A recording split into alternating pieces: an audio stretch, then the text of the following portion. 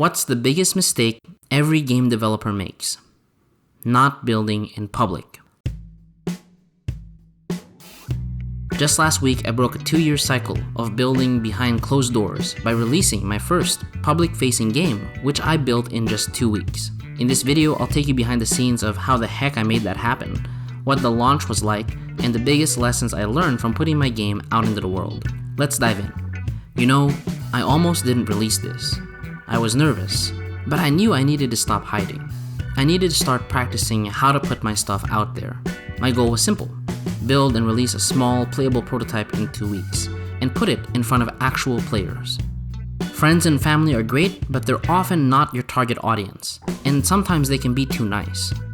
I needed feedback from total strangers if I wanted to truly know how to improve my game. For indie devs, there are 2 main platforms where your game can actually get discovered. Steam is the most popular one. It's great for more polished commercial releases, but it has a steeper barrier to entry. It costs around $100 to set up a page, and the approval process can take some time. Itch.io, on the other hand, is perfect for prototypes. It's free, low pressure, and lets players launch your game right there in the browser. There's no installs and no friction. That's why I picked it. To collect feedback, I set up 2 things: a Google form linked from my game page and from within the game itself, and a new Reddit page to serve as a home for updates and community. I started with a clean setup: a new Godot project, new GitHub repository, and a Kanban board with 5 columns: to do, in progress, done, blocked, and backlog. To scope the release, I used the Moscow method from Agile, which stands for must, should, could, and won't have features. For this, I only focused on the musts and the shoulds. I prioritized high-risk tasks first to avoid rework later.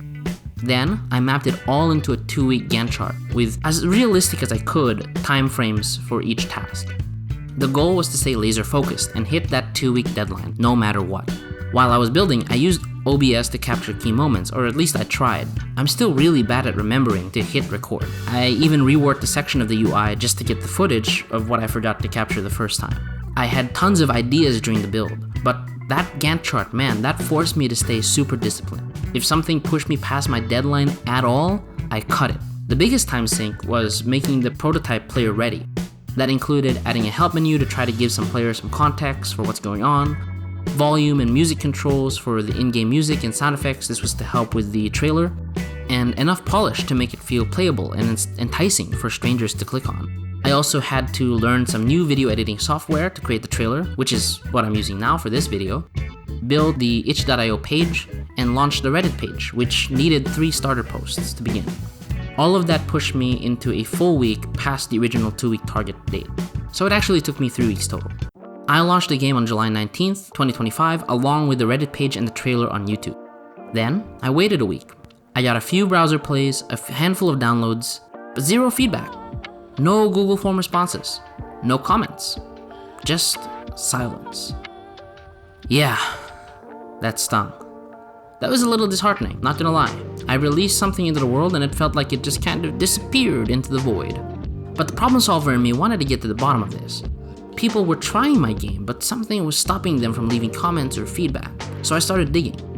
When I asked my friends and family to give it a try, right away, the issues became super clear. Some of the feedback I got was, I didn't know what I was supposed to do. That means that my onboarding was not good enough. A half-ass help menu was not going to cut it. I needed to improve that. The Starship controls were confusing. Navigation needs work, particularly the routing buttons. The UI feels basic. Now this can be a major turnoff to new players, so I wanted to make sure that in my next iteration I added more polish and motion to liven it up a bit more. Overall, my game was suffering from a lack of clear instructions. Strangers likely opened the game, got confused in 30 seconds, and bounced. The lesson here: never skip onboarding, especially for a public release. You can guide friends on a call, but strangers are completely on their own. If they can't figure it out, they're not sticking around. Despite the silence, this release did have some wins hiding in plain sight. I built and released a game in 3 weeks. That is a record amount of time for me. Even better, I used a repeatable process, something that meshed well with my busy schedule. Now I have a system to publish consistently, which is a huge win for a small creator like me. Silence is still feedback.